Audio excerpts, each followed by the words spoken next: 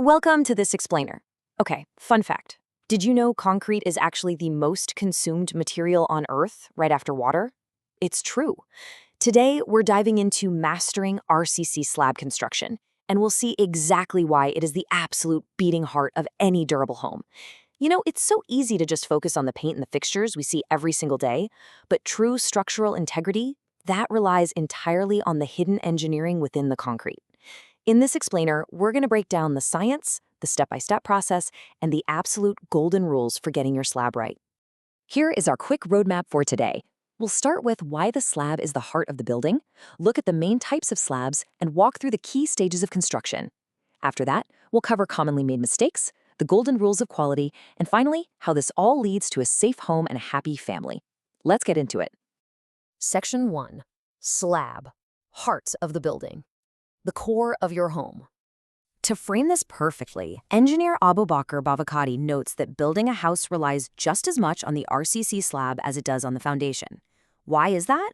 Well, because your slab is basically doing all the heavy lifting right over your head.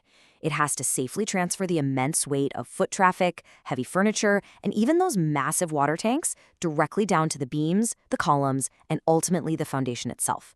It is literally the core link in your building's structural chain. Now, inside a slab, there's this really brilliant engineering marriage between two totally different materials.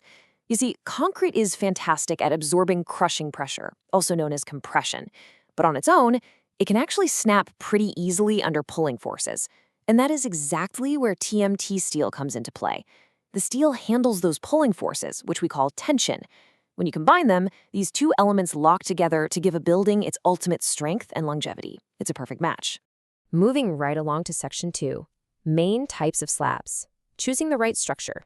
So slabs aren't just a simple one-size-fits-all kind of deal. Depending on the space, you might use a one-way slab, which transfers the load primarily in one direction based on its length and width. For different proportions, a two-way slab distributes the weight across both directions. Then we have flat slabs, and these rest directly on columns without even needing beams.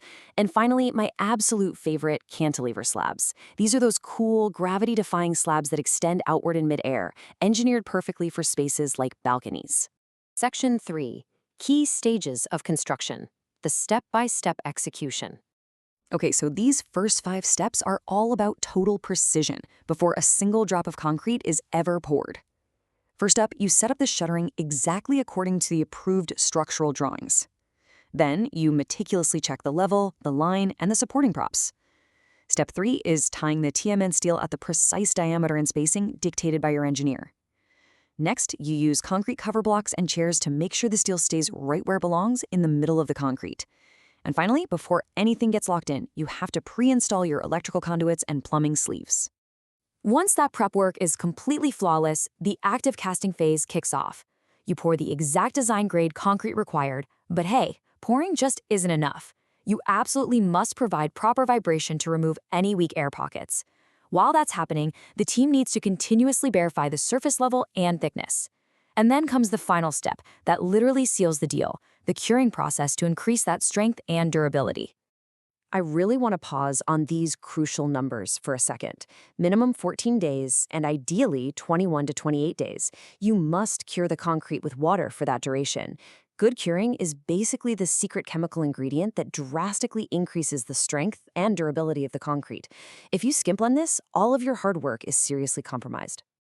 Section 4. Commonly made mistakes. Pitfalls to avoid.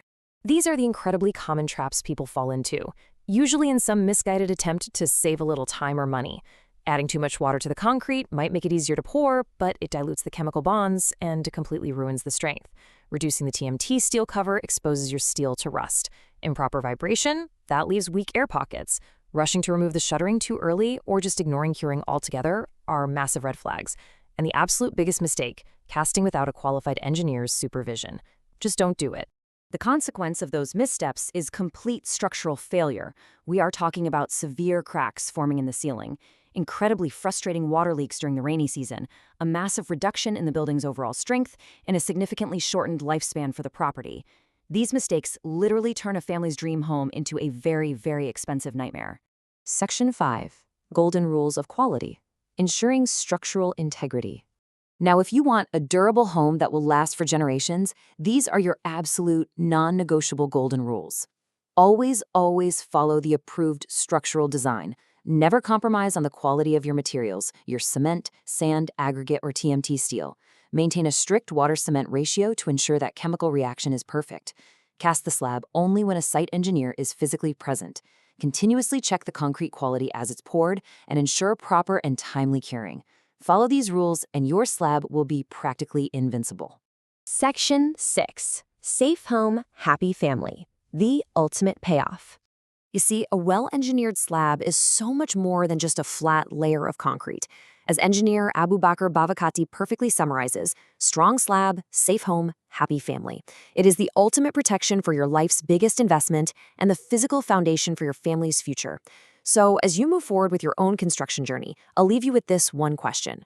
When you build your dream home, will you cut corners and just hope for the best, or will you demand the engineering perfection that your family truly deserves?